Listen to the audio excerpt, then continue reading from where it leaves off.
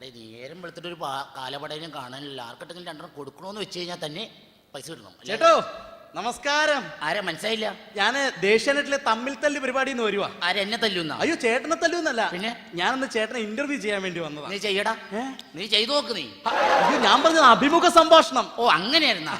ചോദിച്ചു. അതൊക്കെ പോട്ടെ, ചേട്ടന്റെ പേരെന്താന്ന് പറഞ്ഞത്? എന്റെ പേരാ സാഗർ ഏലിയാസ് ദാസൻ. സാഗർ ഏലിയാസ് ദാസൻ. ചേട്ടന്റെ പേര് കെ ദാസൻ എന്നല്ലേ ചേട്ടാ? ആ കെ ദാസൻ ആയിരുന്നു. കെ ദാസൻ എന്നൊക്കെ വല്ല പഞ്ചായത്ത് മെമ്പർമാർക്കും ഇടാ പേര്.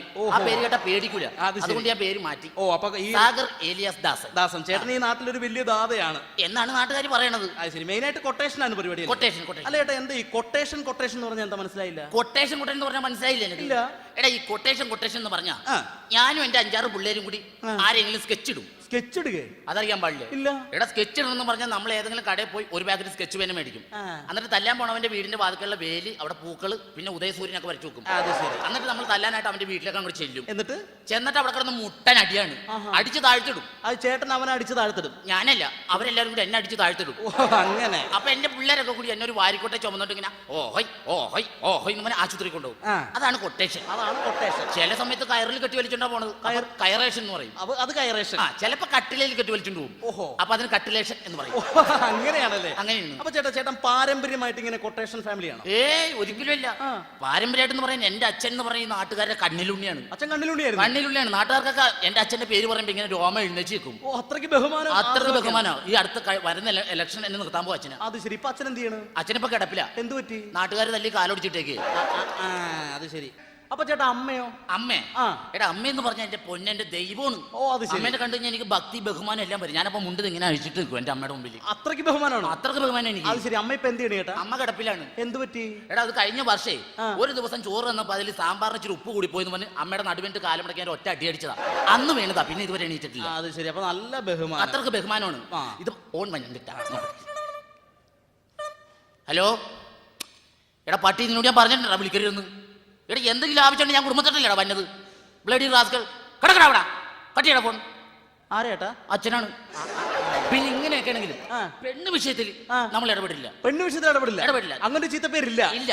നമ്മൾ ദാതമാരെന്ന് പറഞ്ഞാൽ പെൺകുട്ടികളുടെ മുഖത്ത് പോലും നോക്കില്ല. സ്ത്രീ വിഷയം നമുക്ക് ഇഷ്ടമല്ല. അല്ല. അത് ശരി. ചേട്ടന്റെ ഭാര്യയുടെ പേരെന്താണ്? എത്രാമത്തെ? അല്ല എത്ര? ഒന്നാമത്തെ ആണെങ്കിൽ വിനോദിനി, മറ്റത് സരസു, പിന്നെ കുമ്പളങ്കാരത്ത് വരുത്തിണ്ട്, അവള് ചത്തുപോയി തോന്നണം. ഇപ്പൊ ഉള്ളത് സരസു.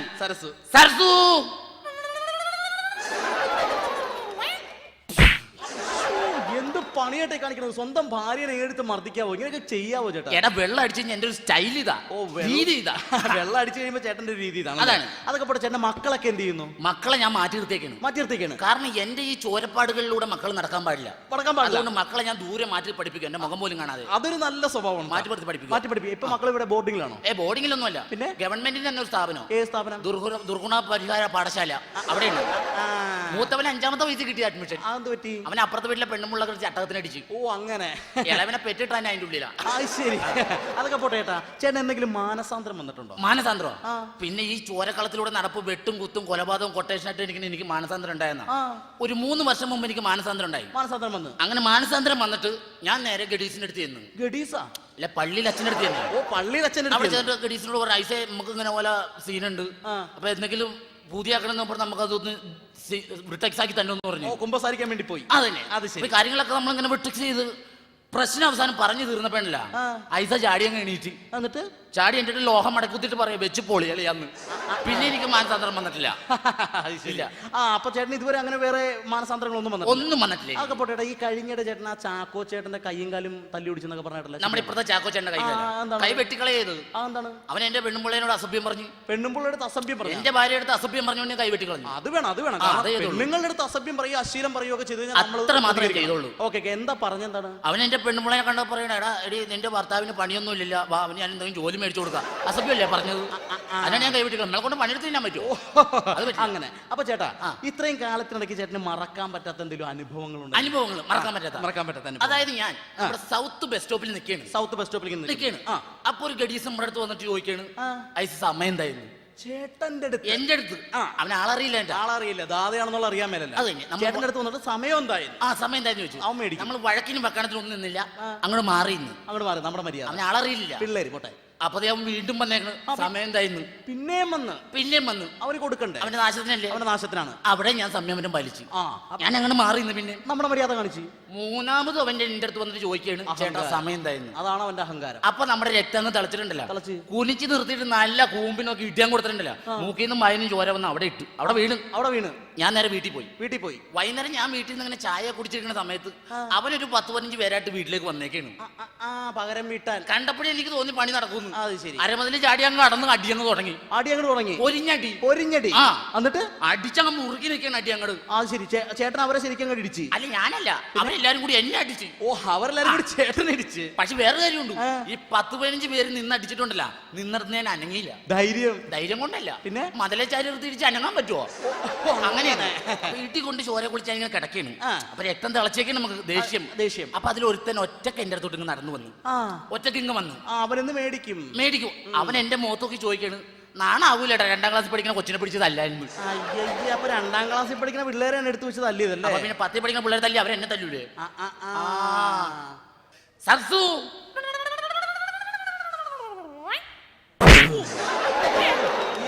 പണിയായിട്ടാ കാണിച്ചത്. സ്വന്തം ഭാര്യനെ ആരെങ്കിലും എത്ര വലിയ ഗുണ്ടയാണെന്ന് പറഞ്ഞാൽ ആരെങ്കിലും എടുത്ത് മർദ്ദിക്കോ? എടാ, വെള്ളം കുടിച്ച എന്റെ ഒരു സ്റ്റൈൽ ഇതാണ്, എന്റെ രീതി ഇതാ. വെള്ളം അടിച്ചു കഴിയുമ്പോൾ സ്റ്റൈൽ ഇതാണ്. അത് തന്നെ.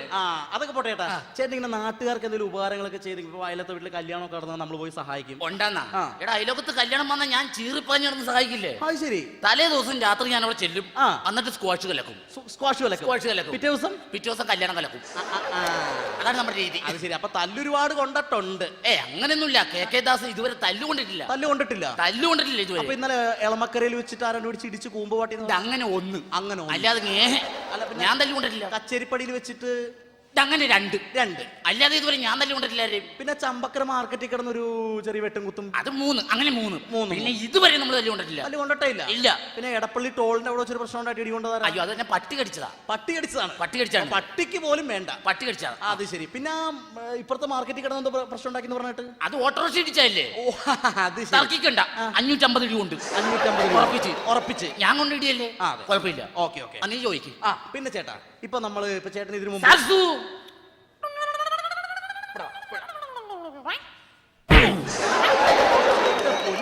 സ്വന്തം ഭാര്യനെ എടുത്ത് ഇങ്ങനെ മർദ്ദിക്കണ ശരിയല്ല. ഞാൻ കാര്യങ്ങൾ പറഞ്ഞേക്കാം. എന്റെ സ്റ്റൈൽ ഇതായി പോയില്ലേ? വെള്ളം അടിച്ചു കഴിഞ്ഞാൽ ചേട്ടന്റെ സ്റ്റൈൽ ഇതാണ്. ഓക്കെ ആയിക്കോട്ടെ. അതൊക്കെ പോട്ടെ. ചേട്ടൻ ആരെങ്കിലും ഒതുക്കിയിട്ടുണ്ട് ഇതിനു മുമ്പ്? ഒതുക്കിയിട്ടുണ്ടെന്നാ? ചമ്പക്കര ബ്രൂണോനെ ഞാനല്ലേ ഒതുക്കിയത്.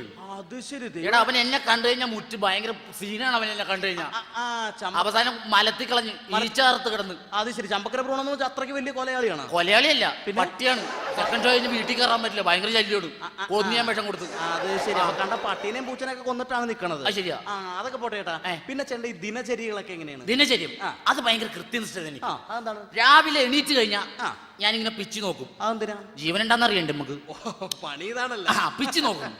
അതിനുശേഷം എഴുന്നേച്ചിട്ട് 2 കുച്ചി പുട്ടും 4 ഏത്തപ്പഴം ഒരു 12 മുട്ടയും കഴിക്കും. അത് ശരി. അപ്പൊ പല്ലൊന്നും തേക്കില്ലേ? എന്റെ മോണക്ക് കംപ്ലൈന്റ് ഉണ്ട്, അതുകൊണ്ട് പല്ല് കേൾക്കാൻ പാടില്ല.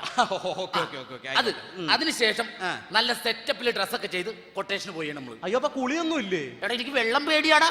അത് ശരി. ചുമ്മാതല്ലേ ഇവിടെ ഒരു വാസന. അത് തന്നെ. സർസു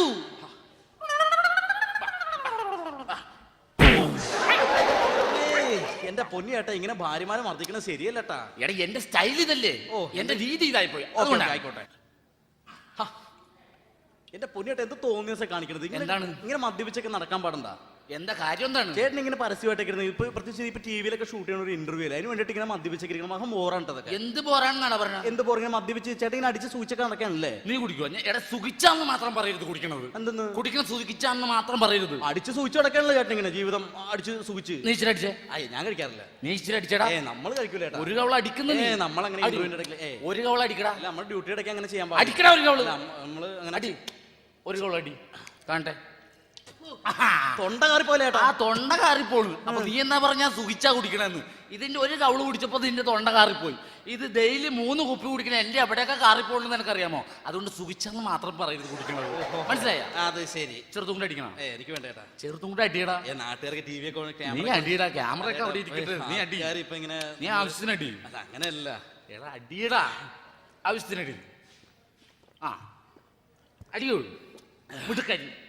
ഇപ്പൊ എങ്ങനെയാ സർസു? ഏ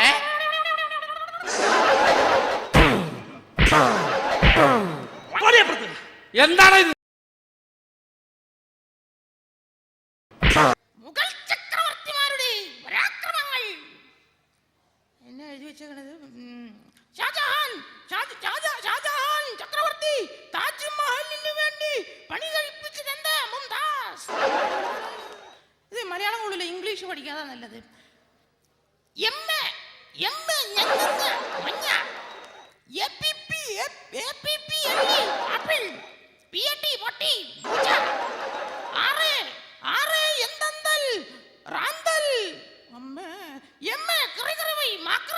അടിപൊളിതാണോ? മൂന്നാം ലോക മഹായുദ്ധം നടന്ന വർഷം 984607. ഇതാരും മൊബൈൽ നമ്പർ കൊടുത്ത് ബുക്കിനകത്ത് എഴുതി വെച്ചിട്ട് മനുഷ്യനിട്ട് തെറ്റിദ്ധരിപ്പിക്കാൻ വേണ്ടി കർത്താവിനുള്ളത് നീ നേരിട്ട് കൊടുത്തുകൊള്ളുക. എന്റെ കയ്യിൽ തന്നുവിടാ, ഞാൻ എന്താ കൊറിയർ സർവീസ്. കൊടുത്തേക്കെന്ന് കരുതി പറഞ്ഞതാ. അതിരിക്കട്ടെ, നീ ഇവിടെ എന്തെടുക്കുകയാണ്? ഞാനേ പഠിക്കണരുത്, വീട്ടിൽ ഇരുന്ന് പഠിക്കാനായിട്ട് അമ്മച്ചി സമ്മതിക്കല്ല. നീ എവിടെയെങ്കിലും പോയിരുന്ന് പഠിക്കുക, അവർക്ക് സീരിയല് കാണണമെന്ന്. സീരിയലാണ് നമ്മള് പഠിച്ചെങ്കിലല്ല അച്ഛോ വലിയ വലിയ ആൾക്കാരാകാൻ പറ്റുള്ളൂ. അതെ, അപ്പോ നീ മിടുക്കനാണ്. സത്യം, നീ സമർത്ഥനാണ്. അതെ. നിന്നെ കാണുമ്പോഴേക്ക് കുഞ്ഞാപ്പൂവിനെയാണ് ഓർമ്മ വരുന്നത്. കുഞ്ഞാപ്പുവാ? അതാരാണ് ചെയ് കുഞ്ഞാപ്പു? ഞാൻ പറഞ്ഞു തരാം. പണ്ട് ഞാൻ കാനഡയിലായിരിക്കുമ്പോഴാ. എന്തിന്റെ ഇടയില്? കാനഡയിലായിരിക്കുമ്പോഴ് അങ്ങനെ ഞാനോർത്ത് അച്ഛൻ എന്നൊക്കെ പറയുന്നേ. സിസ്റ്റർ പെട്രീഷ്യയുമായിട്ട് പോകുമ്പോഴ്. ദൈവമേ, സിസ്റ്റർ പെട്ടി ഓട്ടോറിക്ഷയായിട്ട് പോയാ?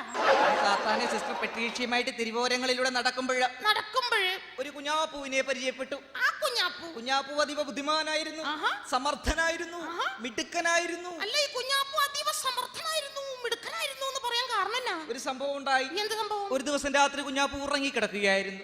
ഉറക്കത്തിൽ വളരെ ഭീകരമായ, അല്ലെങ്കിൽ വളരെ ഭീമത്സമായ ഒരു സ്വപ്നം കുഞ്ഞാപ്പൂ കാണുകയുണ്ടായി. എന്ത് സ്വപ്നം വെച്ചോ അവൻ കണ്ടത്? ജുറാസിക് പാർക്ക് സിനിമയിലെ ദിനോസർ കുഞ്ഞാപ്പൂനെ പിടിക്കാൻ വരുന്നതായിട്ട് സ്വപ്നം കണ്ടു. അയ്യോ, എന്നിട്ട് എന്നാ ഇവൻ? അവൻ ബുദ്ധിമാനായിരുന്നു, സമർത്ഥനായിരുന്നു. അവനൊരു 3-3.5 മണിക്കൂറോളം ശ്വാസം അടക്കി പിടിച്ചു കിടന്നു. അവൻ 3-3.5 മണിക്കൂർ ശ്വാസം അടക്കി പിടിച്ചു കിടന്നല്ലേ? ഈ കുഞ്ഞാപ്പൂ ബുദ്ധിമാനാണല്ലേ? അച്ഛൻ ഇപ്പൊ എവിടുന്നാ വരുന്നേ? ഞാൻ അവന്റെ ശവമടക്ക് കഴിഞ്ഞ് വരുന്ന വഴിയാണ്. എന്നാ പറ്റിയോ? എടാ, ഒരു 3-3.5 മണിക്കൂറോളം ശ്വാസം അടക്കി പിടിച്ചു കിടന്നാൽ കുഞ്ഞാപ്പൂ അല്ല വലിയാപ്പൂ വരെ തട്ടിപ്പോകും. നീ നിന്റെ കയ്യിൽ എന്താണ് ഇരിക്കുന്നത്? ഇത് ടീച്ചർ പറഞ്ഞു മോഡേൺ ആർട്ട് വരച്ചുകൊണ്ട് ചെല്ലണോന്ന് പറഞ്ഞു. മോഡേൺ ആർട്ടോ? ഇതെന്ത് മോഡേൺ ആർട്ടാണ് നീ വരച്ചിരിക്കുന്നത്? വല്ലതും മനസ്സിലാവണുണ്ടാ? ഒന്നും മനസ്സിലാവുന്നില്ല. ഇത് പട്ടി റൊട്ടി തിന്നുന്ന പടവാ. പട്ടി റൊട്ടി തിന്നുന്ന പടവാ? എന്നിട്ട് റൊട്ടി എവിടെയാടാ? പട്ടി തിന്ന്. അപ്പൊ പട്ടി എവിടെയാടാ? റൊട്ടി തിന്നാ പട്ടി നിക്കോ? പട്ടിയുടെ പാട്ടി. നീ മിടുക്കനാണ്. എന്തൊക്കെയാണ്, നീ ബുദ്ധിമാനാണെന്നല്ലേ പറഞ്ഞത്? നിന്നോട് ഞാനൊരു കുസൃതി ചോദ്യം ചോദിക്കും. കുസൃതി ചോദ്യം. എന്റെ ഈ വലത് കൈയിൽ 1 ലക്ഷം രൂപയും വലത് കയ്യിൽ 1 ലക്ഷം രൂപയും ഇടത് കൈയിൽ കുറച്ച് അറിവും വെച്ചാൽ നീ അതിൽ ഏത് തിരഞ്ഞെടുക്കും? സംശയം എന്താ? വലത് കയ്യിലിരിക്കുന്ന 1 ലക്ഷം രൂപ എടുക്കും ഞാൻ. അതാണ് നീ മണ്ടനാണെന്ന് പറയുന്നത്. ഞാനാണെങ്കിൽ എന്റെ ഇടത് കയ്യിലിരിക്കുന്ന അറിവേ എടുക്കുള്ളൂ. അത് അച്ഛനില്ലാത്തത് അച്ഛനെടുത്ത്, എനിക്കില്ലാത്ത ഞാനും എടുത്ത്, അത്ര വിചാരിച്ചാ മതി. എന്തൊക്കെയാണെങ്കിലും അതൊക്കെ അങ്ങ് പോട്ടെ, അത് വിട്ടുകളയാം. നിന്നോട് നീ പഠിക്കുന്ന പാഠത്തിലെ കുറച്ച് വിഷയങ്ങളെ പറ്റി ഞാൻ 1-2 ചോദ്യങ്ങൾ ചോദിക്കാം. ഉത്തരം ഞാൻ പറയും, നീ തന്നെ പറയണം. ഒന്നാമത്തെ ചോദ്യം, പാമ്പിന്റെ 5 പര്യായങ്ങൾ പറയുക. പാമ്പിന്റെ 5 പര്യായം പറഞ്ഞു പിടിച്ചോട്ടാ. എന്റെ അപ്പച്ചൻ, പിന്നെ അപ്പുറത്തെ രാഘവൻ ചേട്ടൻ, തങ്കപ്പൻ ചേട്ടൻ, ദിനേശ് ചേട്ടൻ, സുമേഷ് ചേട്ടൻ. ഇവരൊക്കെ പാമ്പാന്നോടാ? ഇവരൊക്കെ 6 മണി കഴിഞ്ഞാ പാമ്പാ. സ്കൂളിൽ വിട്ടാ ഞാനും പാമ്പാ. അർത്ഥവേ, അത് പോട്ടെ. വേറൊരു ചോദ്യം. വാസ്കോ ഡി ഗാമ എന്ന് കേട്ടിട്ടുണ്ടോ? കേട്ടിട്ടുണ്ട്. വാസ്കോ ഡി ഗാമ കോഴിക്കോട് വന്ന് കാലുകുത്താനുണ്ടായ കാരണം എന്താണ്? അവരൊക്കെ വലിയ വലിയ ആൾക്കാരല്ലേ അച്ഛോ. ഒരു സ്ഥലത്ത് വന്ന് എങ്ങനെയാ കയ്യും കുത്തി ഇറങ്ങുന്നത്? അതുകൊണ്ട് അവര് നീ ആയിരുന്നെങ്കിൽ ഇവിടെ തലയും കുത്തി ഇറങ്ങി. ഏതായാലും നമുക്ക് ഓരോരോ അവയവങ്ങൾ തന്നിട്ടുണ്ട്. അത് സത്യം. ഇപ്പൊ ഉദാഹരണത്തിന് ദൈവം നമുക്ക് കണ്ണ് തന്നിരിക്കുന്നത് എന്തിനാണ്? മൂക്ക് തന്നിരിക്കുന്നത് എന്തിനാണ്? ചെവി തന്നിരിക്കുന്നത് എന്തിനാണ്? അങ്ങനെയാണെങ്കിൽ ദൈവം നമുക്ക് പൊക്കിള് തന്നിരിക്കുന്നത് എന്തിനാണ്? എടാ പൊക്കിള് ശരിയായില്ല. എന്ത് എടാ ഇത്രയൊക്കെ ചോദ്യം ചോദിച്ചതൊക്കെ ഓക്കെ. അത് അച്ഛൻ അങ്ങനെയല്ല, അങ്ങനെ പറയരുത്. ഇല്ലല്ല, ഞാൻ അച്ഛനെ കുറിച്ച് ഇത്ര ഇങ്ങനെയല്ല വിചാരിച്ചു. വെറുതെ അല്ല, നാട്ടുകാര് മുഴുവൻ അച്ഛനെ വികാരി അച്ഛാന്ന് വിളിക്കുന്നത്. അത് ശരിയായില്ല.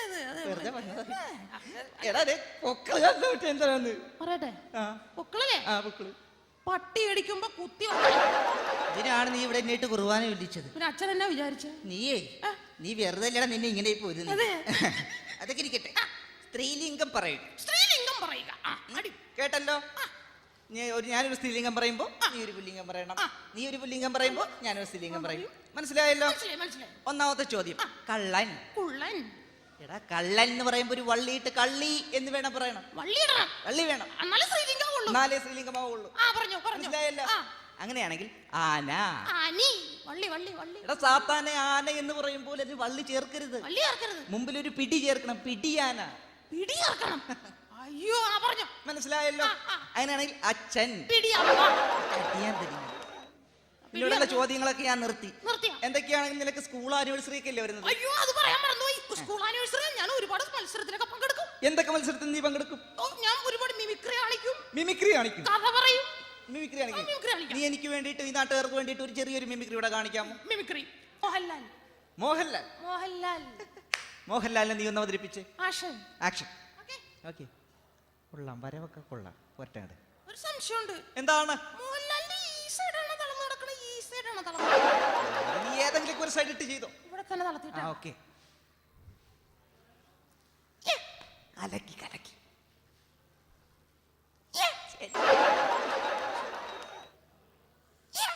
ഇതെന്താടാ മാത്രമേ ഉള്ളൂ? ഇത്രയുള്ള ഡയലോഗ് പഠിച്ചിട്ടില്ല. ഡയലോഗ് പഠിച്ചിട്ടില്ല. വേറെ ഉണ്ട്. സുരേഷ് ഗോപി. എന്നാ സുരേഷ് ഗോപി ഒന്ന് ചെയ്യ്. സുരേഷ് ഗോപി. ആക്ഷൻ. അച്ഛൻ ഇത്രയുള്ള ഞാൻ എന്റെ ആക്ഷൻ ഡയലോഗ് പറഞ്ഞല്ലേ? ഡയലോഗ് അച്ഛൻ പേടിച്ചു അല്ലേ? ശരി, നീ പറ. എന്റെ അപ്പച്ചനെ പുറകിൽ നിന്ന് കുത്തിയവൻ ആരാണെങ്കിലും ശരി, അവനെ കൊല്ലും ചാക്കോച്ചി. കൈക്കരി തിന്നും ചാക്കോച്ചി. എന്താണ് നീ പറയുന്നത്? അച്ഛൻ തുള്ളിയപ്പോ ഞാനും തുള്ളി. എടാ, തുള്ളലിന്റെ വീക്ക്നെസ് ആണെന്ന് നിനക്ക് അറിഞ്ഞുകൂടെ? പാട്ട് കേട്ട അച്ഛൻ തുള്ളുവല്ലേ? തുള്ളും. അത് എനിക്കറിയാമല്ലേ? വേറെ നല്ല മിമിക്രി വല്ലതുണ്ടോ? വേറെ ജയൻ. ജയനെ കളിക്കും ഞാൻ. പഴയ നടൻ ജയൻ. പഴയകാല ജയൻ. എന്നാ ജയൻ എനിക്ക് വേണ്ടി ഒന്ന് ചെയ്യാമോ? ആക്ഷൻ. ഞാൻ ഇങ്ങനെ ഇവിടെ കിടന്ന് ഇങ്ങനെ ഓടൂട്ടാ. ഓടും. ആക്ഷൻ കാണിക്കൂട്ടാ. ശരി. ആക്ഷൻ.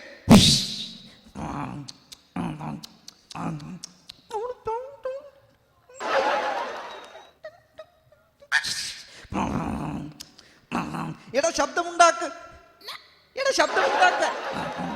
രണ്ടും കൂടി നടക്കല.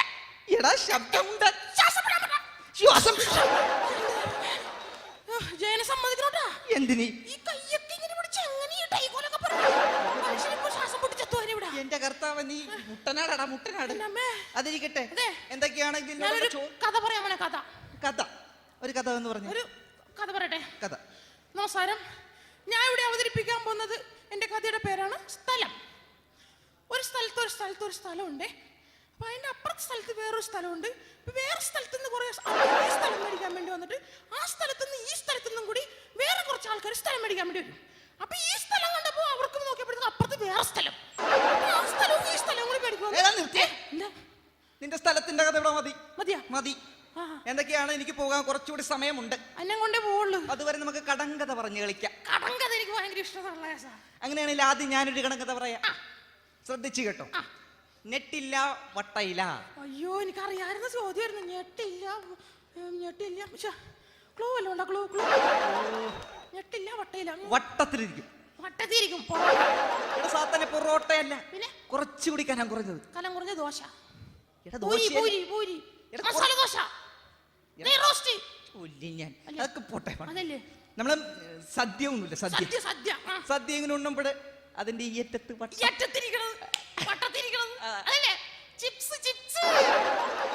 ചിപ്സ് അല്ല സാത്താനെ. ചിപ്സ് അല്ലേ? നമ്മള് പായസത്തിലൊക്കെ ഇങ്ങനെ കുഴച്ച്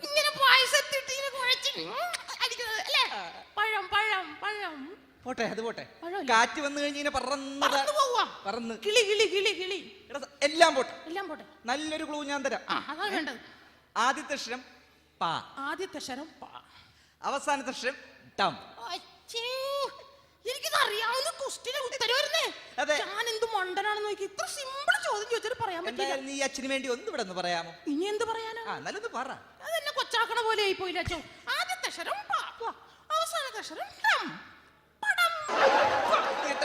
ഞാൻ പപ്പടോട് ഉദ്ദേശിച്ചു. പിന്നെ അല്ലാതെ. അപ്പഴേ കുറെ ചോദ്യം ഇങ്ങോട്ട് ചോദിച്ചില്ലേ? ഞാനൊരു വാക്ക് പറയാം. അത് അച്ഛൻ ആ പുസ്തകത്തിൽ എനിക്ക് എഴുതി തരണം. ഈ പുസ്തകത്തിൽ ഞാൻ നിനക്ക് എഴുതി തരാം. അക്ഷരത്തെറ്റില്ലാണ്ട് എഴുതി തരണം. എഴുതി തരും. തന്നില്ലെങ്കിൽ എനിക്ക് എന്ത് തരും? തന്നില്ല, നിനക്ക് എന്താണ് വേണ്ടത്?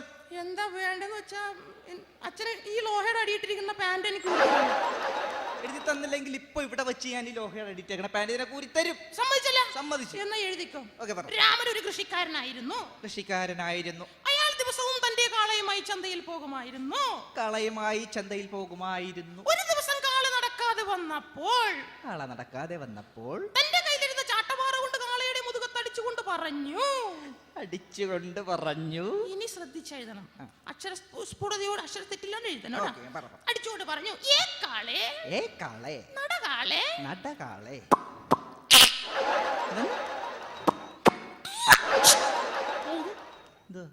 എഴുതാൻ മലയാള അക്ഷരം ഞാൻ പറഞ്ഞത്.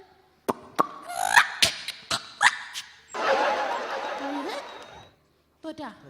ബെറ്റ് തെറ്റിയല്ല? പറ്റി. ആ ബെറ്റ് കെട്ടിയ പാന്റ് ഇങ്ങോട്ട് ഊരി, പെട്ടെന്ന് ഊരി. ഞാൻ സെമിനാരിൽ പോയിട്ട് വേറെ ഒരു നല്ല പാന്റ്. അതൊന്നും പറ്റില്ല, സെമിനാറിൽ വേണ്ട. അച്ഛൻ ഇട്ടിരിക്കുന്ന ഈ പാന്റ് ഇവിടെ വെച്ച് എനിക്ക് ഊരി തരണം. ഈ പാന്റ് ഇത്ര ആൾക്കാരുടെ മുമ്പിൽ വെച്ച് ഇത്ര ആൾക്കാരുടെ മുമ്പിൽ വെച്ച് എനിക്ക് ഊരി തരണം. ഊരി തരണം. ആ, എന്തൊക്കെയാലും നീ പറഞ്ഞു. എന്റെ അടുത്താണ് കളി.